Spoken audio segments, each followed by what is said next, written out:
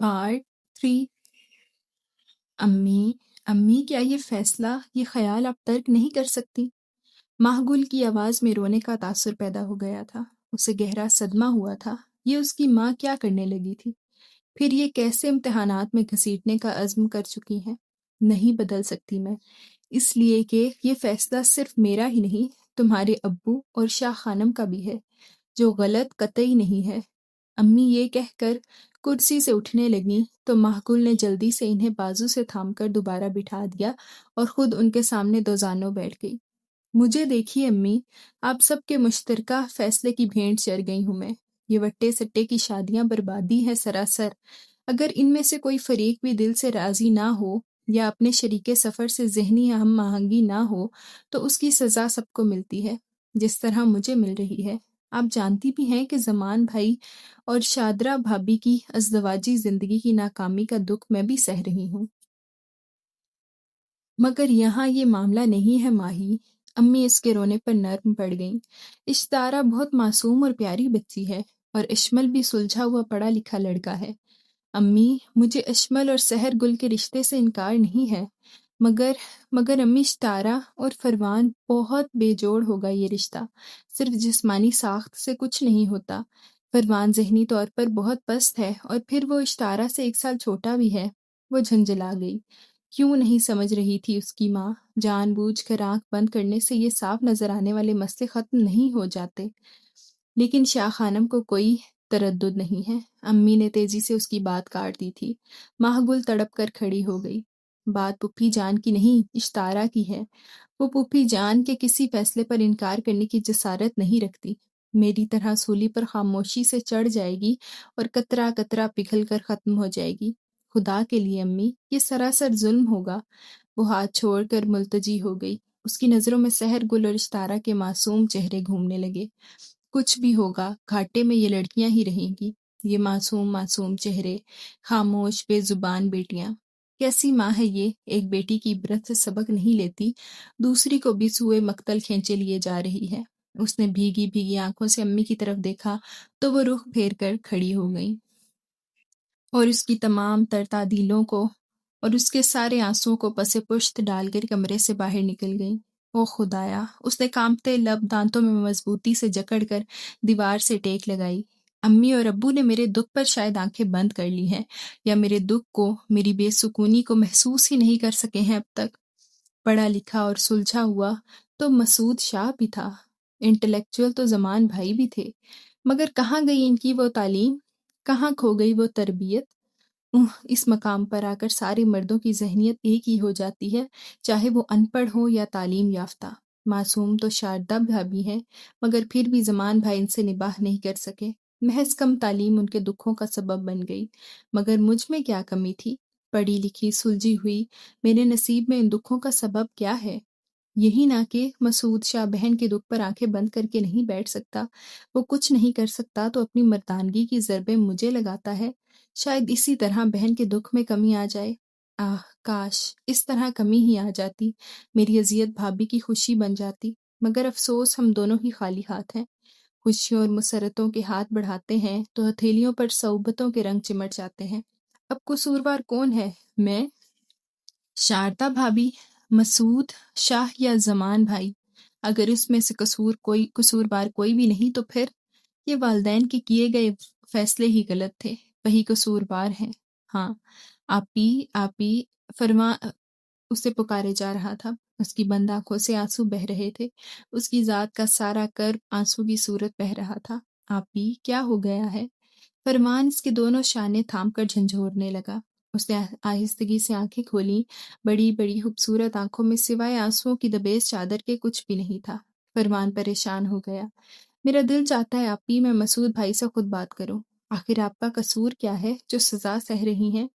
फरमान का दिल कट गया। उसने अपना मजबूत हाथ उसके नाजुक शाने पर रख दिया। अगर तुम कहो आपी तो मैं आज ही। नहीं नहीं फरमान, उसने जल्दी से आंखें रगड़ डाली। ये रिश्ते बहुत नाजुक होते हैं, जरा सी ठेस पर चिकनाचूर हो सकते हैं। कौन सा रिश्ता? इस रिश्ते का पास कर रहे हैं मसूद भाई। वो जल उठा। नहीं फरमान, मैं तो बस ऐसे ही रो रही थी। उसने फरमान को मुश्तइल देखकर बात टालनी चाहिए। پھر کچھ سوچ کر بولی، پتہ ہے امی کیا چاہتی ہیں؟ کیا؟ فرمان نے پوری آنکھیں کھول کر محبول کی طرف دیکھا، جیسے وہ بہت ہی کوئی پراسرار بات کہنے کو تھی۔ اشمل بھائی اور سحر گل کا آپس میں رشتہ ہو جائے، اور یہ تو بہت اچھی بات ہے۔ فرمان نے اس کا جملہ کاٹ کر مسرت کا اظہار کیا۔ ہاں اور کیا؟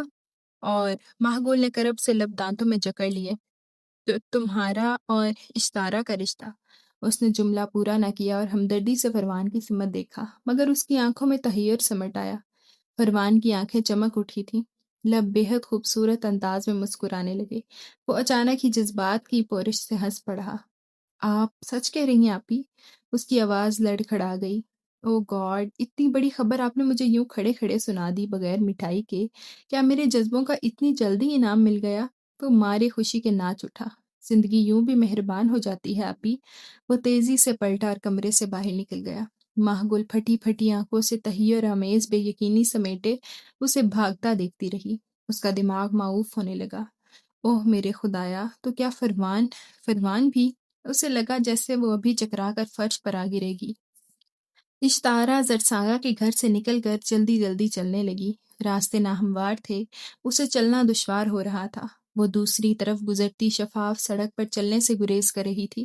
اس نے چادر کا نقاب منہ پر لگا لیا، مبادا کوئی دیکھ نہ لے۔ زیبل کی غیر موجودگی میں وہ پہلی بار تنہا نکلی تھی۔ وہ چھپ کر گل بی بی کے گھر جتنی بار بھی گئی تھی، زیبل اس کے ہمراہ تھی، مگر آج نہ جانے کیوں اسے زیبل کو ساتھ لینے کا خیال ہی نہیں آیا، اور اب اسے اپنی اس حماقت کا شدید افسوس ہونے لگا۔ اس نے ایک طرف رک کر دائیں بائیں دونوں طرف نگاہیں دوڑائیں اور رستے کا تعین کرنے لگی۔ برسات کی وجہ سے ابھی تک اطراف میں چھوٹے چھوٹے نالے پانی سے بھرے ہوئے تھے۔ وہ کچھ سوچ کر بائیں طرف مڑ گئی اور تیزی سے چلنے لگی، مگر خاصی دور نکل جانے کے بعد اس کا دل زور سے دھڑکا۔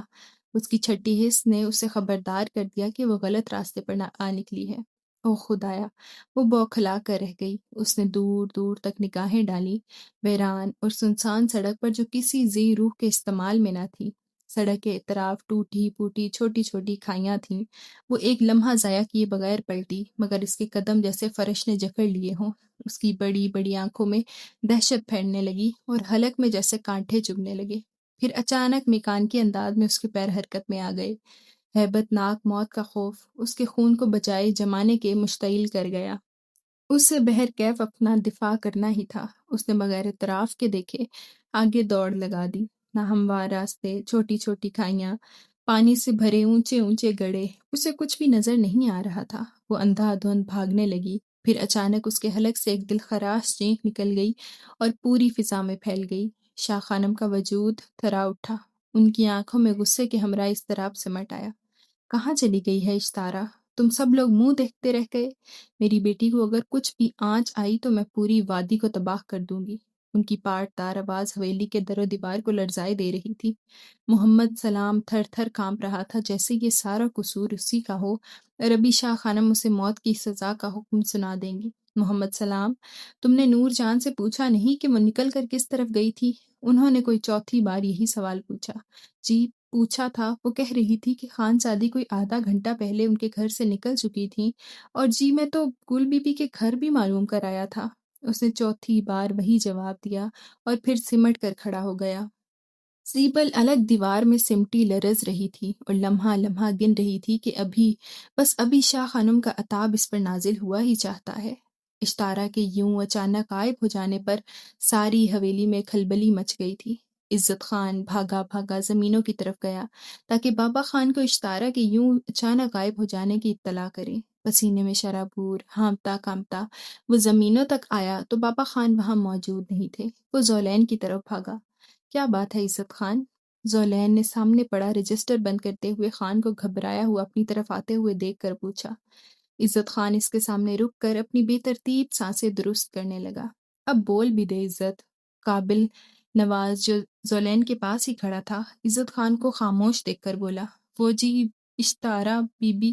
وہ گھبراہٹ میں ہکلا کر بولا، کیا ہوا اشتارا کو؟ زولین خان چونک اٹھا۔ وہ جی پتہ نہیں، خان زادی غائب ہو گئی ہیں کہیں۔ کیا غائب ہو گئی ہے؟ زولین خان اپنی جگہ سے اچھل پڑا۔ اسے لگا جیسے عزت خان نے ڈھیروں پتھر اس کے سر پر لڑکا دیے ہوں۔ وہ اپنی سہیلی زرسانگا کے گھر گئی تھی۔ محمد سلام گاڑی میں چھوڑ آیا تھا، مگر جب لینے گیا تو بی بی وہاں سے نکل چکی تھی، مگر پھر جانے کہاں غائب ہو گئی۔ محمد سلام نے تو ہر راستے میں پڑنے والی سڑک دیکھ لی، گل بی بی کے گھر بھی پتہ کرایا، مگر وہ وہاں بھی نہیں ہے۔ اس نے ایک ہی سانس میں ساری تفصیل بتا ڈالی۔ اب کیا ہوگا جی؟ قابل نواز بھی گھبرا گیا۔ اس نے زلین خان کی طرف مضطرب نگاہوں سے دیکھا۔ اس خبر پر زلین کا دماغ چند سیکنڈ کے لیے چکرا کر رہ گیا تھا۔ ڈھیر سارے پریشان کن خیالات ذہن میں در آئے تھے۔ وہ کہاں جا سکتی ہے؟ مجھ سے خفا تھی، شاہ خانم سے خوف زدہ بھی تھی، مگر نہیں، وہ ایسی کوئی حرکت نہیں کر سکتی، اور اگر یہ کسی شعوری حرکت کا فعل نہیں ہے تو پھر کون لے جا سکتا ہے اسے؟ ذہن سخت منتشر ہو گیا، مضبوط دل دھڑ دھڑ کرنے لگا۔ قابل نواز، اس نے زور سے پکارا۔ جی جی خان۔ قابل نواز جلدی سے بولا، تم یہ رجسٹر سنبھالو، میں دیکھتا ہوں جا کر۔ اس نے رجسٹر قابل نواز کو دے دیا اور اپنی جیکٹ کی جیب سے چابی نکالتا ہوا تیزی سے جیپ کی طرف دوڑا۔ ہر گزرتے لمحے میں اس کے ذہن میں مختلف خیالات آ رہے تھے، ہیبت ناک، پریشان کن، روح کو لرزا دینے والے۔ اس کی کشادہ پیشانی پر اضطراب کے کئی بل پڑ گئے تھے۔ اس طرح کہاں جا سکتی ہے اشتارا؟ یہ سوال اس کے لیے الجھن کا باعث تھا۔ اس نے جیپ فل سپیڈ پر چھوڑ رکھی تھی۔ اونچے نیچے ناہموار راستوں پر جیپ جھٹکے کھاتی، اچھلتی، تیزی سے آگے بڑھ رہی تھی۔ زرسانگا کے گھر کے قریب سے گزرتے ہوئے اس نے جیپ روک دی۔ اب اسے سوچنا تھا کہ اشتارا کس راستے سے جا سکتی ہے۔ گل بی بی کے گھر محمد سلام پتہ کر آیا تھا۔ اس کا مطلب تھا کہ گل بی بی کے گھر آنے جانے والے عام راستوں پر محمد سلام نے نگاہ ڈالی ہوگی۔ اس کے دائیں بائیں دو سڑکیں تھیں۔ بائیں جانب نگاہ ڈالتے ہوئے اس کا ذہن ٹھٹکا۔ اگر اشتعارہ کا یہ شعوری عمل ہے تو وہ یقیناً یہ راستہ ہو سکتا ہے۔ خودکشی؟ نہیں، اس کا مضبوط دل سینے میں مقید یوں دھڑکا جیسے اب بھی ساری پستیاں توڑ کر باہر نکل آئے گا۔ اس کا یہ ذہن یہ ماننے کو تیار ہی نہیں تھا کہ اشتارہ اس طرح کی کوئی حرکت کر سکتی ہے۔ وہ بظاہر دور تھا مگر اسے سب سے زیادہ جانتا تھا۔ بہرکیف اسے اب اشتارہ کو ڈھونڈنا تھا۔ اس نے نگاہیں اطراف میں ڈالتے ہوئے بائیں سڑک پر جیپ موڑی، مگر ٹوٹے پھوٹے راستوں کی وجہ سے اس نے جیپ کنارے پر ہی روک دینا مناسب سمجھا اور خود نیچے اتر آیا۔ اچانک اس کی نگاہ سڑک کے کنارے چھوٹی کم گہری کھائی میں جا پڑی، جس میں اگی خودرو جھاڑیوں میں سیاہ کپڑا پھڑ پھڑا رہا تھا۔ وہ تیزی سے اس جانب لپکا اور دوسرے ہی لمحے اس کی سبز آنکھوں کی ساری توانائیاں جاگ اٹھیں۔ کھائی میں وہ بے ہوش پڑی تھی۔ اس کا نقاب چہرے سے اتر چکا تھا اور چادر جھاڑیوں میں پھنس کر کہیں کہیں سے پھٹ گئی تھی۔ اشتارہ، اس نے قریب آ کر بہت نرمی سے اسے پکارا، مگر وہاں گہرا سکوت تھا۔ گلابی چہرے پر سیاہ پلکیں جامد تھیں۔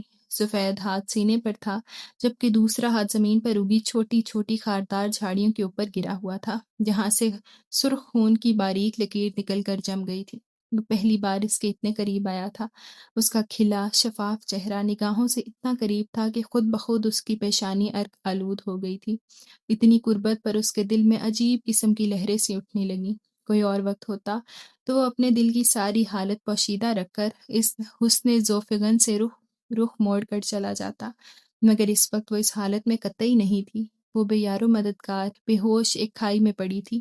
اس نے آہستگی سے اس کی پیشانی کو چھوا۔ استعارہ، وہ قدرے اس کی طرف جھکا، پھر اچانک اس کے لمس کی کرنیں اسے بیدار کرنے لگیں۔ ساکن پلکیں تھر تھر آئیں، گلاب گلاب لب واہ ہوئے۔ آہ! ایک ہلکی سی سسکاری اس کے لبوں سے آزاد ہوئی۔ اشتارہ، آنکھیں کھولو۔ دھیمے گھمبیر لہجے کی یہ سرگوشی اشتارہ کی سماعت سے ٹکرائی تو اس نے آنکھیں کھول دیں اور چند لمحے اپنے سامنے بیٹھے زلین خان کو خالی خالی نگاہوں سے تکنے لگی۔ گزرے لمحے یکلخت ہی اس کی آنکھوں کے سامنے لہرانے لگے۔ سیاہ بڑے بڑے خونخوار کتے نہ جانے کہاں سے نکل کر اس کے پیچھے لپکے تھے، اتنی ہیبت ناک آواز کے ساتھ اسے دیکھ کر بھونکے تھے کہ وہ اپنے بچاؤ کے لیے بھاگ کھڑی ہوئی تھی اور پھر اپنا توازن قائم نہ رکھ سکی تھی۔ ایک تواتر سے سارا منظر نگاہوں کے سامنے گھوم گیا۔ یکلخت ہی سی اپنی حالت کا خیال آیا تو بوکھلا اٹھی، جھاڑیوں میں پھنسی چادر کھینچ کر جسم پر ڈالی اور اٹھ کر پیچھے کھسک کر بیٹھ گئی۔ میں ڈر گئی تھی کتوں سے۔ اس نے پلکیں جھکا دی۔ وہ بغور اسے ہی دیکھ رہا تھا۔ اس کی آواز پر وہ اپنی مہویت سے بیدار ہوا۔ ہاں، شکر ہے کہ تم ٹھیک ہو۔ وہ سیدھا کھڑا ہو گیا۔ تمہیں اس طرح تنہا کہیں بھی نہیں جانا چاہیے، شاید گل بی بی کی طرف جا رہی